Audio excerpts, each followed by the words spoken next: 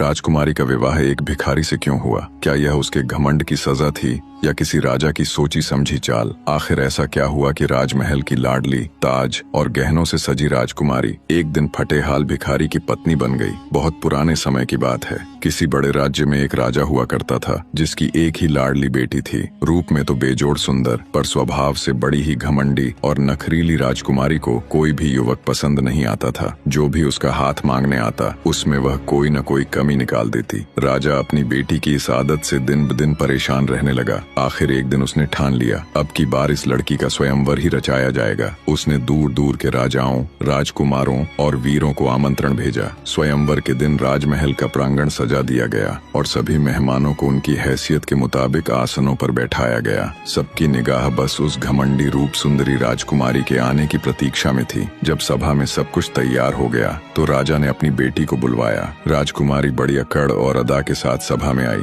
उसके चेहरे पर घमंड की कोई कमी न थी। उसने एक एक कर सभी वरों को देखा और हर एक में कोई न कोई खोट निकालने लगी। किसी को देखकर तिरस्कार से बोली, यह तो बड़ा मोटा है। दूसरे को देखकर हंसी उड़ाई बोली, यह तो बिल्कुल दुबला पतला है। किसी की ऊंचाई पर तंज कसा, अरे यह तो मेरे कंधे तक ही आता है। और किसी के लाल चेहरे को देख खिलखिलाकर बोली, यह तो पके हुए तरबूज जैसा है। सभा में बैठे वर अपमान से सिर झुकाकर उठते चले गए। तभी उसकी नजर एक राजा पर पड़ी जिसकी नाक कुछ लंबी थी। राजकुमारी खिलखिलाकर हंस पड़ी और बोली, अरे इसकी तो नाक देखो, जैसे कोई लंबी पतली सुई हो या गिलहरी की पूंछ उल्टी कर दी हो। सभा में एक पल को सन्नाटा छा गया। राजा अपनी बेटी की इस हरकत से जल उठा। उसका चेहरा गुस्से से लाल पड़ गया और फिर घोषणा करते हुए बोला, इस लड़की ने स्वयंवर में आए राजाओं और राजकुमारों का जो अपमान किया है उसकी सजा अब इसे भुगतनी होगी। मैं प्रतिज्ञा करता हूँ कि इसका विवाह अब उस पहले भिखारी से करूंगा जो मेरे द्वार पर भीख मांगने आएगा। सभा में सन्नाटा और गहराया।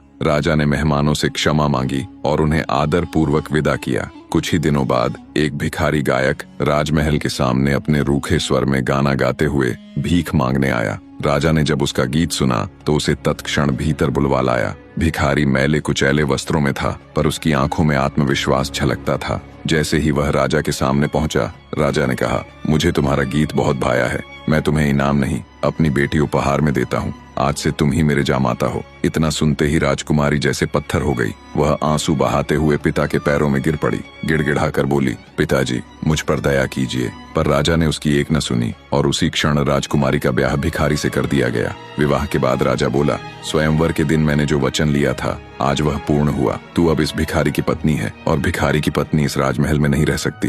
अपने पति के साथ वहीं जा जहाँ उसका ठिकाना है। बेचारी राजकुमारी को आंसू लिए अपने पिता का महल छोड़ना पड़ा। न कोई रथ, न कोई दासी, न कोई सवारी, केवल उसका भिखारी पति और वह स्वयं। चलते चलते जब वे एक सुंदर बाग से गुजरे तो राजकुमारी ने पूछा, यह सुंदर बाग किसका है? भिखारी बोला, यह बाग लंबी नाक वाले राजा का है। अगर तुम उसी से ब्याह कर लेती तो यह बाग आज तुम्हारा होता। इतना सुनते ही राजकुमारी मन ही मन पछतावे से भर उठी और सोचने लगी, काश मैंने उसी लंबी नाक वाले राजा से शादी कर ली होती। आगे चलकर वे एक बड़ी भव्य नगरी में पहुंचे। राजकुमारी ने फिर पूछा, यह इतना सुंदर नगर किसका है? भिखारी ने फिर वही उत्तर दिया, लंबी नाक वाले राजा का। राजकुमारी फिर पछतावे से भर उठी और मन ही मन सोचने लगी, काश मैं उसी राजा की रानी बन जाती। भिखारी ने उसका चेहरा देखा और गंभीर स्वर में कहा, मुझे अच्छा नहीं लगता कि मेरी पत्नी किसी और पुरुष के बारे में सोचती रहे। इतना सुनते ही राजकुमारी की आंखें भर आईं, पर उसने कुछ नहीं कहा। चुपचाप उसके पीछे कदम बढ़ा दिए। चलते चलते वे एक छोटे कच्चे से घर के पास पहुंचे। भिखारी बोला, यही है हमारा घर, अब यही तुम्हारा महल है। वह झोंपड़ी इतनी छोटी थी कि उसमें घुसने को झुकना पड़ता था। राजकुमारी ने विस्मित होकर पूछा, यहाँ के सेवक कहाँ हैं? भिखारी मुस्कुराया और बोला, मैं कोई राजा नहीं हूँ जो नौकर चाकर रख सकूं। मैं तो भिखारी हूँ, भीख मांगकर पेट भरता हूँ, फिर भला सेवक कैसे रखूं? यहाँ सारा काम खुद करना पड़ता है। चलो अब चूल्हा जलाओ और खाना पकाओ, मुझे बहुत भूख लगी है। राजकुमारी के तो होश उड़ गए। जिसने जीवन भर पका पकाया खाना खाया था, उसे अब खुद खाना पकाने को कहा जा रहा था। वह फूट फूट कर रो पड़ी। अंततः भिखारी ने ही दोनों के लिए थोड़ा बहुत रूखा सूखा भोजन बना दिया। थक थकी हारी राजकुमारी गंदे बिस्तर पर लेट तो गई, पर नींद कहाँ आने वाली थी। वह करवटें बदलती रही और मन ही मन सोचती रही, यह सब मेरे अपने घमंड का ही फल है। अगले ही दिन तड़के भोर में भिखारी पति ने अपनी पत्नी को जगा दिया और बोला, चलो उठो, जंगल से कुछ लकड़ियां चुन लाओ, नहीं तो आज चूल्हा ठंडा रहेगा। राजकुमारी ने पहले तो अनसुना करने की ठानी, पर भूख ने जोर मारा तो दुखी होकर जंगल की राह पकड़ी। जंगल के झाड़ झंखाड़ में रोते धोते उसने लकड़ियां बटोर लाई। ऐसे ही दिन पर दिन यूं ही बीतते गए, न सुकून मिला न आराम। घर में जो थोड़ा बहुत अनाज था वह भी धीरे धीरे खत्म होने को आया। तब भिखारी ने कहा, देखो, इस तरह हाथ पर हाथ रखकर बैठे रहने से अब पेट नहीं भरेगा। मुझे भीख मांगना अच्छा नहीं लगता, क्योंकि एक राजकुमारी मेरी पत्नी है। अब हमें ऐसा कुछ करना होगा जिससे हम दोनों इज्जत की रोटी कमा सकें। इतना कहकर वह जंगल गया, वहां से बांस काट लाया। बांसों को चीर कर उसने टोकरी बुननी शुरू की और बोला, तुम भी सीखो, हाथ लगाओ। फिर डर के मारे राजकुमारी ने कोशिश तो की, पर बांसों की धार ने उसके कोमल हाथों को लहूलुहान कर दिया। खून से सने हाथ देखकर भिखारी बोला, अरे ये काम तो तुम्हारे बस का नहीं, रहने दो। चलो अब मैं तुम्हारे लिए चरखा लाता हूँ, तुम रुई काटना सीखो। अगले दिन वह चरखा और रुई ले आया, पर जैसे ही राजकुमारी ने तकले को घुमाया, तकले की नोक ने उंगलियां छलनी कर दी। भिखारी ने सिर पकड़कर बोला, अरे तुमसे तो कुछ भी नहीं होगा, मैंने तो अपने गले मुसीबत डाल ली है। अब कोई ऐसा काम ढूंढना होगा जो तुमसे हो भी जाए और खून भी न निकले। थोड़ी देर सोचकर भिखारी बोला, बस मिट्टी के बर्तन बनाना ही ठीक रहेगा, मैं बनाऊंगा, तुम बाजार में जाकर बेच आना। राजकुमारी ने डरते हुए कहा, अगर लोग मुझे पहचान गए तो सब मेरा मजाक उड़ाएंगे। भिखारी हंस पड़ा, फिर बोला, तो क्या हुआ, भूखे मरने से अच्छा है दो बातें सुन लेना। राजकुमारी मजबूरी में तैयार हुई। शुरुआत में तो उसके सुंदर हाथों से बने बर्तन खूब बिके, लोग खूब तारीफें किया करते थे और लोगों की वाहवाही से राजकुमारी खुश हो जाती थी। पर किस्मत को कुछ और ही मंजूर था। एक दिन वह बाजार में अपने बर्तन रखे बैठी थी, तभी एक शराबी सैनिक उधर से गुजरा। उसके बेकाबू घोड़े ने राजकुमारी की दुकान रौंद डाली और सारे बर्तन चकनाचूर हो गए। बर्तन टूटते ही राजकुमारी की उम्मीदों पर पानी फिर गया। उसकी आंखों से आंसू बह निकले और वह कांपती आवाज में खुद से कहने लगी, अब क्या करूंगी, मेरे पति क्या कहेंगे। तत्क्षण वह दौड़ी दौड़ी घर पहुंची और रोते हुए सारी बात अपने भिखारी पति को कह सुनाई। भिखारी ने गहरी सांस भरते हुए कहा, तुमसे तो कोई काम बनता ही नहीं। कौन सोच सकता था कि इतनी बेवकूफ हो तुम। बाजार के कोने में बैठने के बजाय बीच में जा बैठी। अब कोई चारा नहीं बचा। थोड़ी देर सोचकर वह बोला, हाँ, मैं आज ही राजा के महल में गया था। वहाँ की रसोई में नौकरानी की जरूरत है। कल से तुम वहाँ काम करोगी।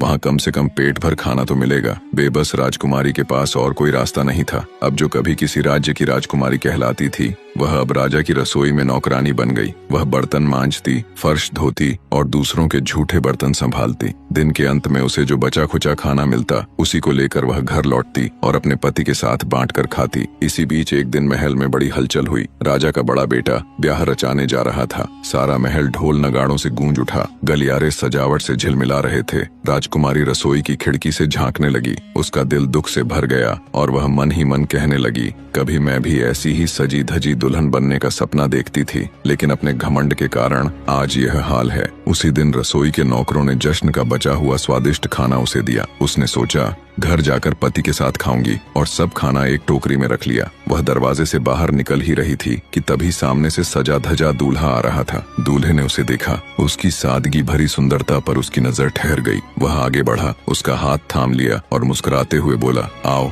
मेरे साथ उत्सव का आनंद लो। राजकुमारी सक पका गई और घबरा कर बोली, नहीं नहीं महाराज। लेकिन जब उसने उसकी आंखों में देखा तो वह हक्की बक्की रह गई। वह और कोई नहीं, वही लंबी नाक वाला राजा था जिसका उसने कभी दरबार में मजाक उड़ाया था। वह हाथ छुड़ाने की कोशिश करने लगी, पर वह उसे खींचकर प्रांगण के बीच ले आया। उसी वक्त उसकी टोकरी की डोरी टूट गई और सारे बर्तन धड़ाम से फर्श पर गिर पड़े। सारा भोजन इधर उधर बिखर गया। सभा में बैठे लोग ठहाके मारने लगे। अरे देखो, नौकरानी उत्सव में आई थी अपने बर्तन लेकर। राजकुमारी की आंखों से आंसू बह निकले। वह सिर झुकाकर भागने लगी, पर द्वार पर एक सैनिक ने उसे रोक लिया। उसने पलट कर देखा तो वही लंबी नाक वाला राजा उसके सामने खड़ा था। राजा मुस्कुराया और धीरे से बोला, डरो मत राजकुमारी, मैं वही हूँ जो उस दिन भिखारी गायक बनकर तुम्हारे द्वार आया था। तुम्हारे प्यार की परीक्षा लेने के लिए मैंने यह सब किया। मैं ही वह शराबी सैनिक था जिसने तुम्हारे बर्तन तोड़े। यह सब मैंने इसलिए किया ताकि तुम्हारे भीतर बसे घमंड को मिटा सकूं। जिस दिन तुमने मेरा मजाक उड़ाया था, उसी दिन मैंने ठान लिया था कि तुम्हें तुम्हारे ही अहंकार का आईना दिखाऊंगा, क्योंकि कोई इंसान जब अपने सौंदर्य या पद पर इतराने लगता है तब वही उसका सबसे बड़ा पतन बनता है। तेरे इस घमंडी मन को नम्र करने और तुझे यह सिखाने के लिए कि जीवन की असली शोभा विनम्रता है, मैंने भिखारी बनकर तेरी परीक्षा ली। यह सुनते ही राजकुमारी फूट फूट कर रो पड़ी। उसकी आंखों से आंसू धार की तरह बह निकले। वह कांपती आवाज में बोली, महाराज, मैं गलत थी, मैं आपके योग्य नहीं थी। मैंने आपको अपमानित किया, आपका उपहास उड़ाया, और आज समझ पा रही हूँ कि सच्चा सौंदर्य चेहरे में नहीं चरित्र में होता है। लंबी नाक वाले राजा ने उसके सिर पर हाथ रखा और बोला, बस करो, अब धैर्य रखो, बुरे दिन बीत चुके हैं, अब हम अपने मिलन का उत्सव मनाएंगे। इतना कहते ही नौकरानियां आईं। वे राजकुमारी को कक्ष में ले गईं और उसे रेशमी व जरीदार कपड़े पहनाए, उसके बालों में फूल सजाए और माथे पर टीका लगाया। थोड़ी ही देर में सजी धजी राजकुमारी उत्सव में आई। संयोगवश उसका पिता भी उसी समय वहाँ पहुँचा। जैसे ही उसने अपनी बेटी को देखा, उसने उसे गले लगाया और कहा, बेटी, अब तू समझदार हो गई है, अब तेरा असली जीवन शुरू हुआ है। राजकुमारी की आंखों में शर्म और खुशी दोनों तैर रही थीं, और वहीं सबके सामने उसकी लंबी नाक वाले राजा के साथ पुनः शादी हुई। राजकुमारी और उसका लंबी नाक वाला राजा हमेशा खुशी और प्रेम से रहने लगे। दर्शकों,